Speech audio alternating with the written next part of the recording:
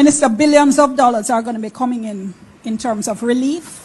Why have we not yet heard the announcement of an independent oversight committee to include, for instance, private sector, civil society, and opposition members to monitor the expenditure that is going to be done along with regular reporting to Parliament? What we don't want is an Auditor General's report 6 months after the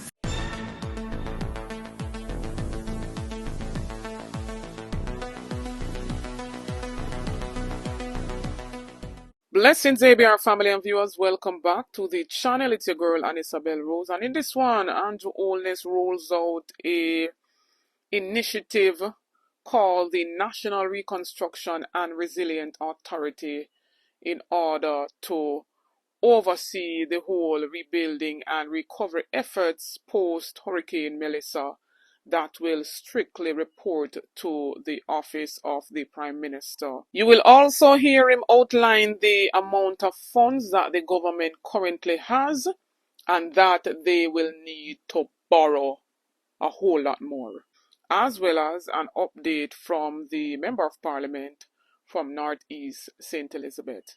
Please stay tuned for the details at hand. Don't forget to like, share, and subscribe to the channel.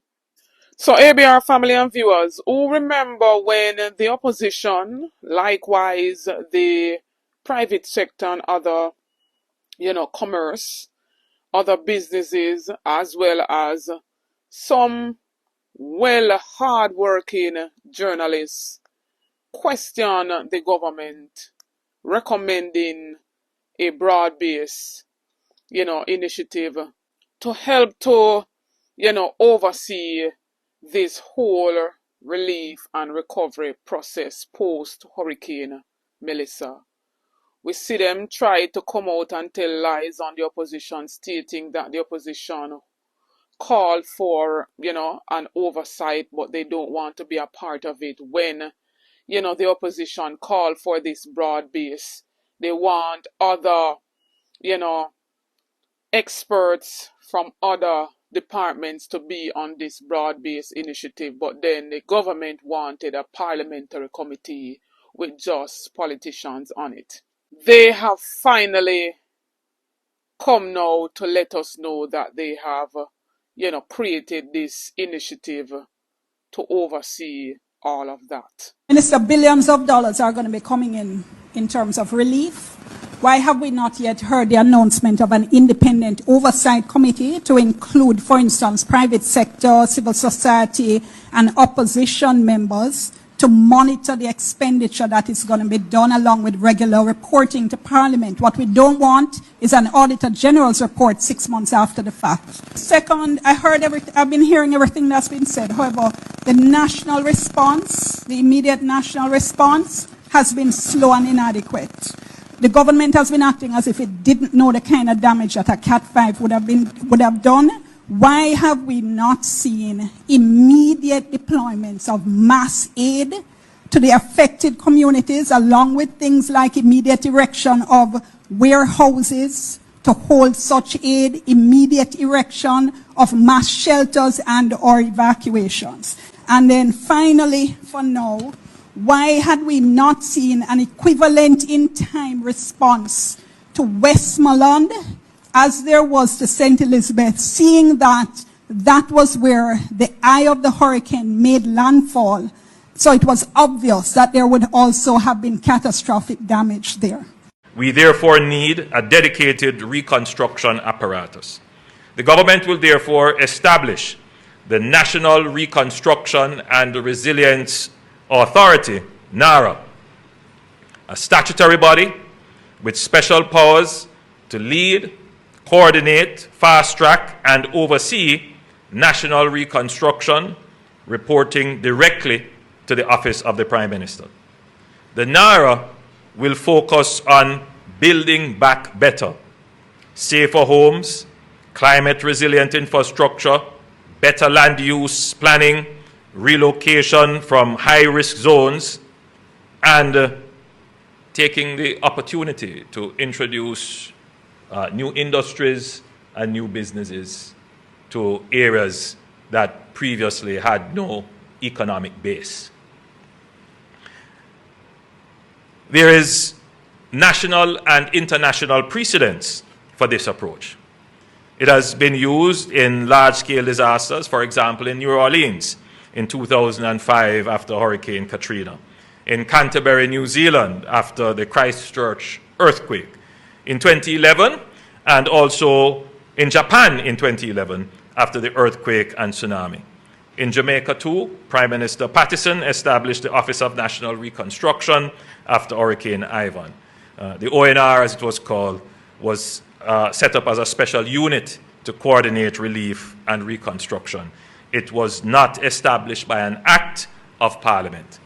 The NARA will be much larger in scope, obviously, and scale, and established under special purpose legislation.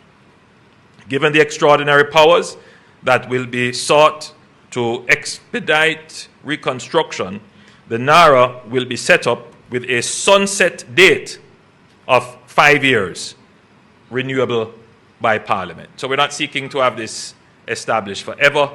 It is a time-bound exercise, and it has to be time-bound so that we can actually meet the recovery and reconstruction date. If you leave it unbounded, people will believe that they have forever to achieve the targets. Recovery and reconstruction activities will be financed initially from the National Natural Disaster Recovery Fund, the NNDRF. The NNDRF was set up to receive the proceeds of Jamaica's disaster risk instruments, including Jamaica's catastrophe bond, policies with the Caribbean Catastrophe Reinsurance Facilities, CRIF, and various credit contingent claims with the IDB and the World Bank. These amounts will total approximately $650 million US. It is likely that the government of Jamaica will have to borrow to finance reconstruction beyond what will be available in our NNDRF. We have immediate access to approximately, and please note I use the word approximately, $500 million US from the IMF's Rapid Financing Facility, the RFI. The RFI facility does not come with policy conditionality.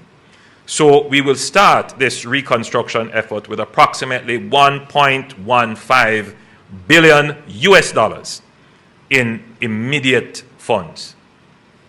This is significant. To dimension this, under normal circumstances, it would take us 3 fiscal years to spend such funds in capital expenditure under normal circumstances. But let me just say this, because again, there is a lot of misinformation which is suggesting that the government of Jamaica is receiving huge sums. I would want, if it is possible, to display the grade assessment of damage, and just to look at what the infrastructure damage is. Just infrastructure. That's the one that you can say it's absolutely public, and I believe that was about $2.3 billion. If you can display that very quickly. $2.9 billion of infrastructure damage. That's, you could say that's government's responsibility totally. And then there is a part of residential that would be government as well. And then there is a part of private, meaning private homes and private facilities that government may also have to assist. And then there is the relief and the recovery expenditure. So we have here a total of $1.15 billion. A part of it is the insurance and the contingencies that we have, and a part of it is immediately accessible debt that we could start. But just from the assessment here, which is not the final assessment, there is $8.8 billion of damage for which the government would more likely be responsible for at least half.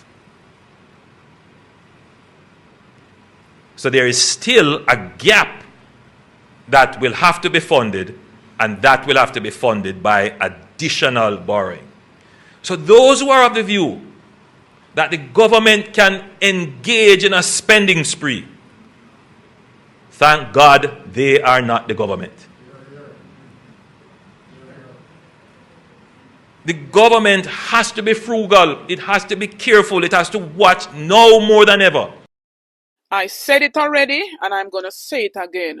A whole heap pound now go get no assistance from this government. They are more focused than ever as it relates to infrastructure. I'm going to talk about the government can go on a wild spree spending. And thank God for those who are saying so. Thank God they are not the government. You must know if $10 million can help with housing for a constituency with totally ravaged, where they are ground zero. You must know that. You can't do the deep spending or the wild spending as you suggest. But $10 million can do what really? So if the opposition was asking for 50 million, what's so hard in that, especially for the hardest hit constituencies? Wanna sit down though under this administration and watch how much millions swindled, theft by those who are in public life, don't? Wanna sit down and allow this very same man to get another term in our country, even though he's under investigation for illicit enrichment, even though he's still uncertified to lead our country. He matter about, can't spend wildly. No found, they matter about voucher system, no found and I go eat. If I'm not donors from the diaspora, if I'm not donors from other charity, legit charity organization, una nah go eat. Una best believe that una nah go eat. But let us see what this initiative is really made up of. We have to give them that room to prove themselves. We know that this whole relief process started off very slowly as it relates to, the government or the donors them from other areas are pumping to the people them. Big up to Bounty Killer for donating some 8 million towards, hospitals. Right? We still see nurses crying down there in Cornwall Regional Hospital. Over 10 years almost. And still not completed. And with the passage of the hurricane, more setback on Cornwall Regional Hospital. Corruption stole from many departments and caused our country to have been in a state where a whole heap of things were lacking even before the passage of Hurricane Melissa.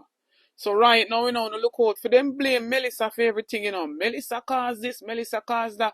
They make it seem as if the whole island, they are ground zero. So we are here in the Windsor community where we have our hard-working, the ever-present, Zalika Jess, our MP.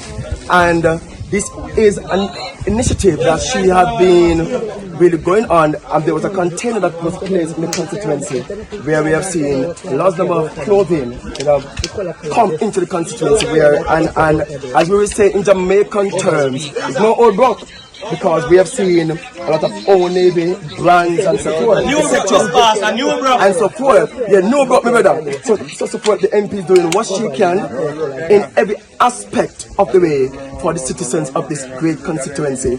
And so she has just left from Thornton community. Now she is in Windsor, and the residents we are here just really for them really to just take part of the festivities here. MP, just what you have to say to the citizens, and they are so delighted to see you, my friend. Well, I'm always extremely happy to be here. Travis, you know that Windsor is very near and dear to my heart. I have family here in Windsor because in Northeast it's not just about politics. We literally have close relationships with each other. They know us, we know them, and so I'm very, very grateful and thankful. What happened is that the owner of a clothing store brought in a container of clothing and shoes for her store. So as you realize, Travis, you rightly mentioned, it's actually brand name things that are being given out here. So these are items which normally she would have sold in her clothing boutique.